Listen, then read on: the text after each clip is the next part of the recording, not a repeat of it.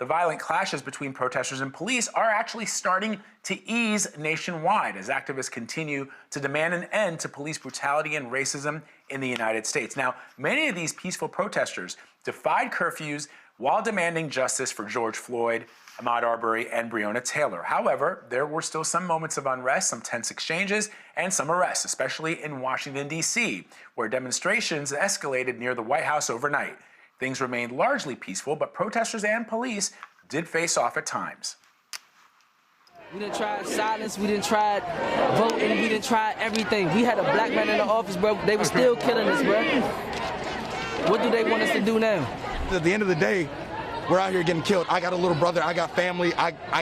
We can't keep losing people. Love each other. That's all I can say. Just love each other, because that's exactly what we need. We just have to care about each other. You can't just pretend when somebody gets the title black, criminal, thug, you can't just pretend they're not a person anymore. We have to care about each other, and that's what's going to make it through this. So the National Guard is responding to protests in the nation's capital and in cities around the country. And this comes as outrage continues to grow over the president's threat to use the military to tamp down on protesters. And all of this fallout continues over the president's controversial visit to a historic church. And there's sort of new information about that. The Defense Secretary, Mark Esper, he's weighing in now. And he's saying he wasn't aware that officers were using heavy-handed tactics. Some said tear gas. There's a little bit of a debate about that, to push the protesters away from the scene. Esper was one of several top officials to attend the photo op. Attorney General Bill Barr was also there. He's now facing questions from lawmakers over his involvement in directing law enforcement to clear the streets for the president. So now we want to bring in Weijia Jiang. Weijia, you are at the White House. So let's talk about this. I think maybe the first thing is to talk about Esper's comments, where he said sort of one thing, and then later on there was a statement released qualifying his words. But the gist of it was he didn't essentially realize what he was getting himself into. Right, and I don't know, what's worse here, because he is the Secretary of Defense, and he's talking about military police, and he says he had no idea what they were going to do when they did it. He also said he had no heads up about, why he was even coming over here, thinking that it was to survey a damaged bathroom and talk to troops. And so the question then becomes, why weren't you looped in? Why weren't you in charge of this plan when we're talking about military police? But he is apparently trying to distance himself from what happened, given the fallout that continues to follow the administration. And so he has even more questions to answer that he may have created for himself. We should also mention that, his remarks came after a advisor at the Defense Department resigned, accusing Esper of violating his oath of office and supporting the use of force to disperse those protesters. Now, Esper says, again, that he was not aware of the force, and the White House is now saying that it was not actually tear gas that was used, like you mentioned, Anne-Marie, but another substance, perhaps pepper spray. I think the question, though, remains, why use force at all, and who ordered it? Because, again, these were peaceful protesters, and the Park Police claims that they tried to tell everyone to move out of the way 3 times, and that didn't happen, and that's when, they had to resort to other tactics. But our colleagues who were there say they didn't hear any warning at all to sort of clear the field. So even though we are now a couple days removed from the whole episode, I think, the controversy is far from over.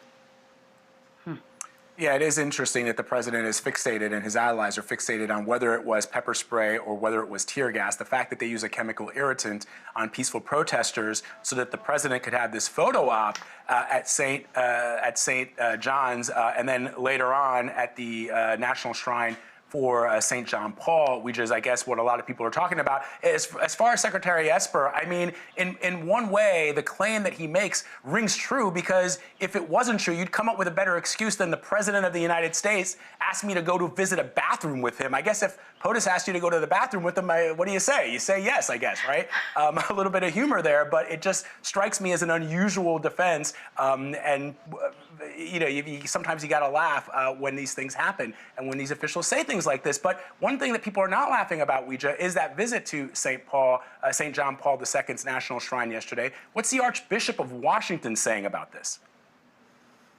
So this was the second visit to a religious center after the first one, which was, you'll remember, where President Trump held up a Bible and had a photo op with members of his staff. And then yesterday he visited this shrine, and the Archbishop issued a statement that is rather surprising, because it was so blunt and so direct, and said that he found it baffling and reprehensible that any Catholic facility would allow itself to be so egregiously misused and manipulated. And of course, he's just one of many faith leaders who are speaking out about the president's behavior at that first church, which I have to tell you, the president just commented on during a live interview on the radio, and he said most religious leaders loved it. And he didn't really explain what his intent was, but he said, you know, he wanted to go visit the church, which had sustained damage from protesting the night before, and that's why, you know, he felt it was important. I don't think anyone has questions about why he would visit the church. The questions are about what happened once he was there. Again, sort of using this Bible in a questionable way, and calling up members of his staff to take pictures with him. Now, I will tell you, Vlad, that, you know, right before he headed over there, he was delivering a speech in the Rose Garden.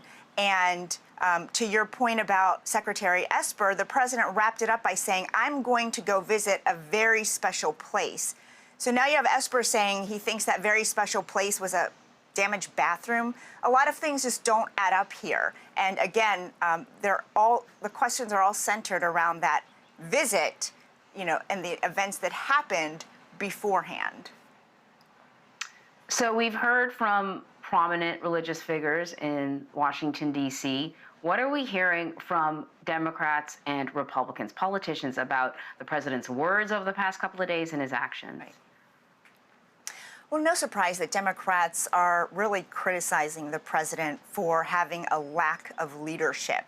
And they are also condemning his use of the military, you know, saying that he's trying to pervert the military by using it to threaten people who are expressing, you know, themselves in a peaceful way and doing, trying to relay a message of pain and anguish that this country is going through. And as far as the behavior, if you will, at the church, there are a lot of sharp responses to that as well. But Republicans are less inclined to chime in on that. But certainly a few have said that, you know, these protesters who are peaceful and aren't doing anything wrong should, you know, have every right. They have every right to be doing that, and they should not be, you know, treated with force. And so, you know, I think that this is an ongoing conversation, and Republicans have to be careful because they don't want to outright, you know, criticize the president. But, you know, in other cases, it's difficult to see them not saying anything because, again, this question about why force was used still lingers. Weijia, before we let you go, I just want to share with our viewers an op-ed that was published yesterday by Admiral Mike Mullen, who is the former chairman of the Joint Chiefs of Staff. In The Atlantic, he wrote this: President Trump has laid bare his disdain for the rights of peaceful protests in this country, gave succor to the leaders of other countries who take comfort in our domestic strife and risk further politicizing our armed forces. It sickened me yesterday to see security personnel, including members of the National Guard, forcibly and violently clear a path through Lafayette Square to accommodate the president's visit outside St. John's Church. Any reaction from the White House? So far, not yet, but I can tell you that the president in that live interview, he seemed to say that he didn't know who was out here whenever he was walking out of the White House and heading to the church. And so, you know, I'm sure he will weigh in once he understands those very strong words that were used to criticize his behavior.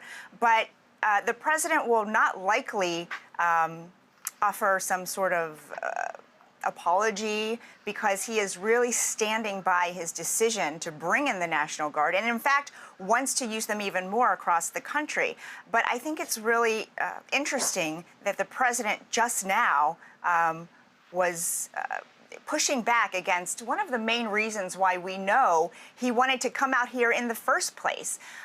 So Friday night, you know, our reporting indicated that he was taken to the White House bunker as the protests were really escalating, because his team was fearful of his safety, and he spent about an hour there. Well, just now, the president said that was fake news. He said that he was, you know, he visited the bunker to inspect it during the day, and that's the only time and reason why he was there, not because his safety was ever in question. But we also know that one of the main reasons he wanted to physically walk out here was to show a sign of strength, was to show that he wasn't hiding out in the basement or any shelter, and to really, you know, offset the coverage that had been unfolding, that he did, in fact, go to the shelter because the protests had become so, you know, rowdy. And so, you know, I think that the president will always stick by his decisions, especially when it comes to him declaring himself the president of law and order. All right, Weijia, thank you so much. Appreciate your input.